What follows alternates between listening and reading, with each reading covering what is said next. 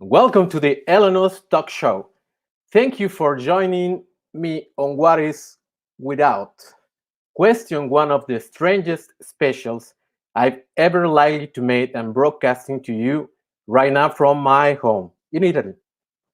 We just really wanted to make a show to try and bring some joy into your home at what is without question one of the strangest and scary moments in all of our lives, and we're all in this together. This afternoon is about bringing people together to keep them apart, and now it's you and me for the next 15 or 20 minutes, plus some of the biggest radio veterans in the world. He has held positions as DJ, news director, chief engineer. He's also been sales and marketing role at Broadcast Electronics at Elenos Group. I think this is the moment to go to the home of Chuck Kelly in the USA. Hello, Chuck. How are you? Hi, Julio. Very nice to see you, and thanks for having me on today. I thought maybe it would be interesting to share a story with you, a story about why, as you pointed out, I've spent my entire career in radio, and a story why I feel proud to be a part of radio. What makes radio special, and so I wanted to share a story that you might that you might find interesting. I lived in Quincy, Illinois, from 1988 to 2006. And Quincy is a beautiful little community of about 40,000 people on the western side of the state of Illinois.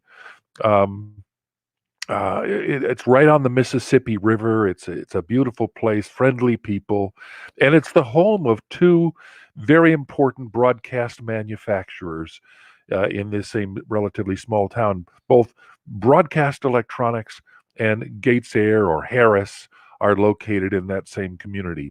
But back in 1993, there had been a lot of storms that springtime and into the beginning of summer, and the river began to rise. And there was a gentleman who was the director of operations for WGEM AM. Now, WGEM is an AM FM television combination, and Mr. Leo Henning was the operations director of operations of WGEM AM, and he called a staff meeting. All the people that worked for the radio station got together and in a meeting, and he said, folks, he says, I've been here for a while. He says, I know this town. I'm watching the river, and I think we're going to have a really big flood. And he said, I think we need to respond. We need to change the format of our station, and we're going to go 24 hours a day to all talk. And the subject of the talk show is going to be the flood.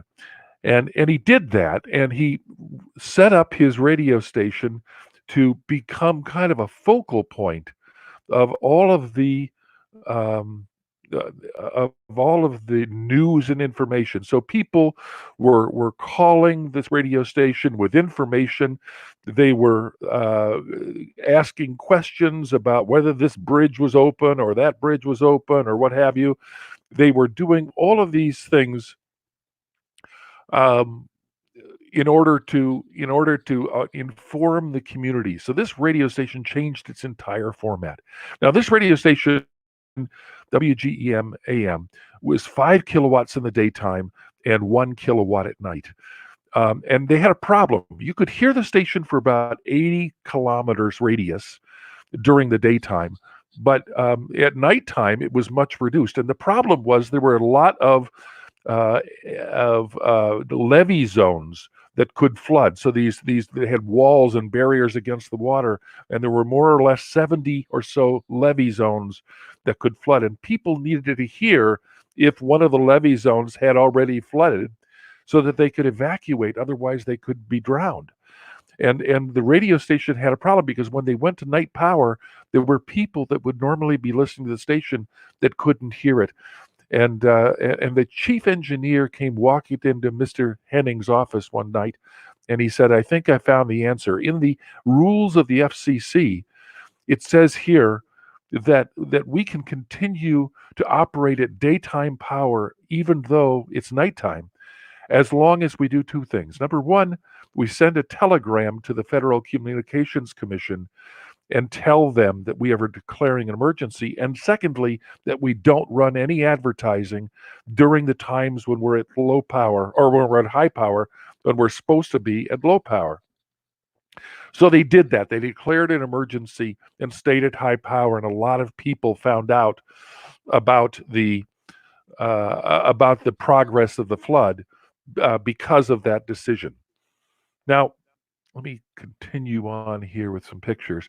One of the things that happened in this whole thing is that President Bill Clinton in 1993 actually called this radio station from Air Force One, just to tell them how amazing the programming was. People were listening to this little station from around the world, and it was an amazing time and an amazing thing. You could see here that the flood level was 32.2 feet, much larger than previous floods on the Mississippi River. You can see here the type of devastation that occurred. One of the things that I think is interesting is if you go to Quincy, Illinois today, you can see power poles and some old barns and things that hadn't been painted since. And you can see the brown line, 10 feet above the ground or 15 feet above the ground that represents where the water got to. This is a what they call a John boat, and people were taking sandbags and carrying them on the John boat and then putting them on top of the levees. I will mention that it was extraordinary that every single person in the community was out. Children, parents, grandparents were all out filling these sandbags in order to try to protect the community. Broadcast Electronics and I guess Harris as well let their employees out in the afternoon so they could help to fill sandbags. And you could sit there right next to the mayor. He'd be filling sandbags with you. And it was an amazing time where everybody pitched in to help. Wow. I show this picture because of the amount of damage that the flood caused. One thing that's fascinating is that Quincy is a small community, and it was devastating over a period of months to have this flood destroying everything, destroying the homes and everything else. But Quincy had one advantage, and that was that the water treatment plant for Quincy, where the water was processed for drinking, was on a hill. And not every community on the Mississippi River was that lucky. There was a town up in Iowa that their water treatment plant was completely underwater and unusable. And the mayor of Quincy, Mr. Chuck Schultz, called a press conference. It was covered by the radio station live.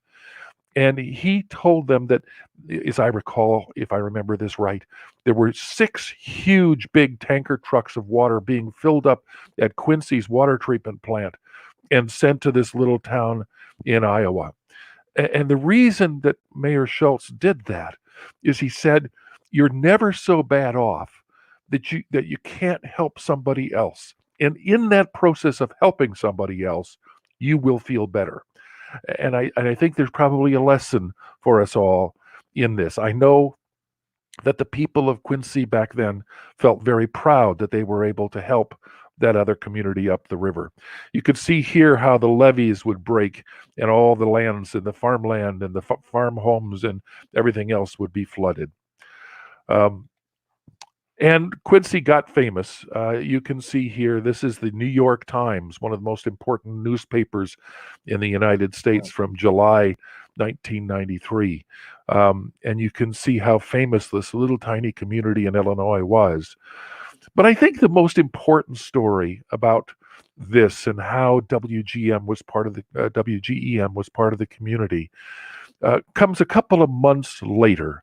After the flood waters had gone away, there was another major newspaper in the United States, the Detroit Free Press.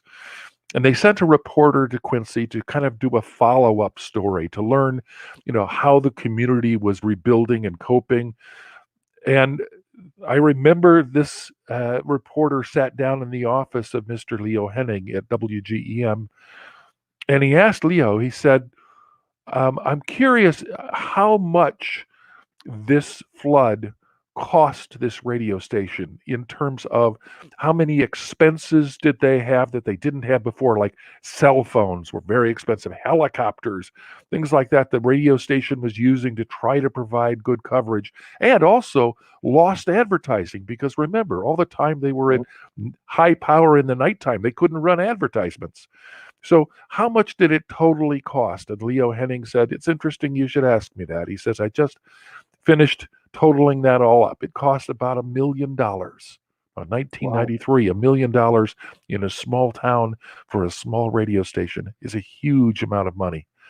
And this reporter said to Leo Henning, he said, I don't mean to talk poorly about this radio station, but this is a tiny little radio station in a tiny little town. How can you afford $1 million? And Leo Henning pointed at the wall behind the reporter and he said, I want you to get up and go over and look at that thing on the wall. That's our station license. And it says that we are empowered to broadcast in the public interest. This is what they meant.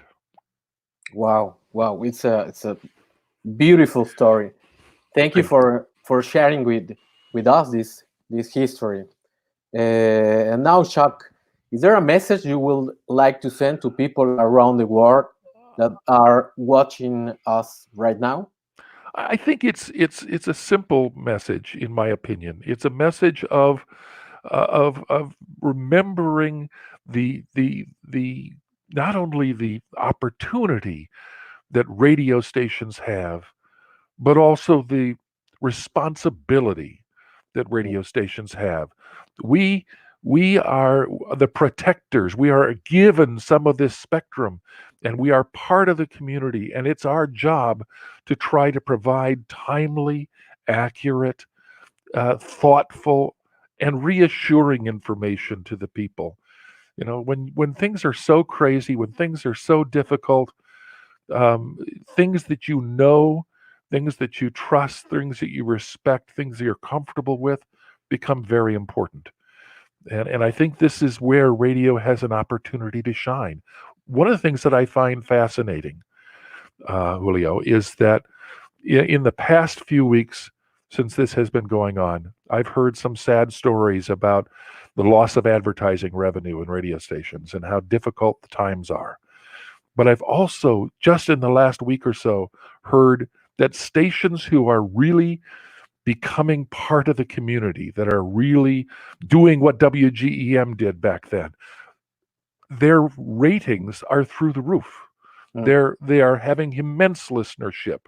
You know, there wasn't a radio in Quincy, Illinois that wasn't tuned to WGEM. And I think it can be that way for all of us around the world. And the people in our communities don't need a jukebox right now. They need reassurance, they need information, and they need a friend. And radio can be that. Thank you very much, Chuck.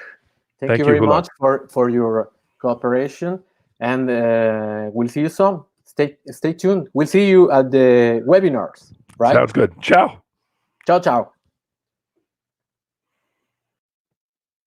Guys, our next guest, Ricardo Jimenez from Latam. Stay tuned.